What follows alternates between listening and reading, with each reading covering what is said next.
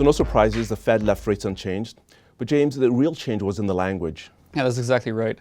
Prior to this meeting, the Fed had communicated patience. And patience meant that they wanted to make sure that the U.S. economy was able to handle their current level of interest rates. Now they're making a U-turn on policy. You recall that 6 months ago they actually hiked interest rates. Now they're acknowledging the risks to the economic outlook, the domestic economy, tariffs, all of that, and they're saying they're ready to act if the economy deteriorates any further.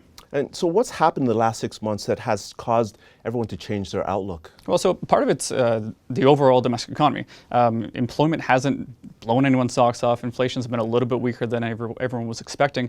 But you also have this re-escalation of trade tensions. It started with new tariffs on China from the United States. And don't forget that you also had a brief time period where the U.S. was actually threatening tariffs on Mexico as well.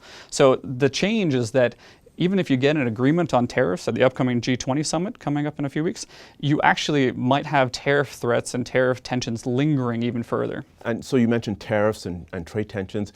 Do you see any other risks to the Fed's outlook going forward? Yeah, well, there's definitely risks to the outlook. The biggest risk for the Fed, though, is in communication.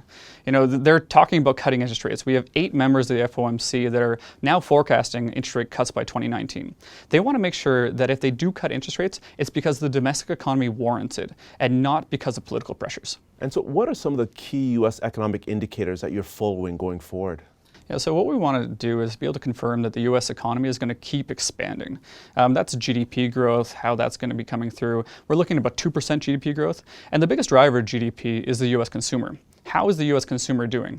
If the U.S., we look at the unemployment rate now, 3.6%. 50-year low. Exactly, yeah. That's a big deal. And you also look at the fact that wages are expanding at about 3% a year. Now, if more people are working in the United States, they're making more money, they're going to spend that money and the expansion keeps going. What you don't want to see is you don't want to see lost jobs, layoffs. You don't want to see, there's a few indicators we actually track, claims for unemployment insurance, cuts to temporary workers. Temporary workers are usually the first area in line for labor to actually get cut.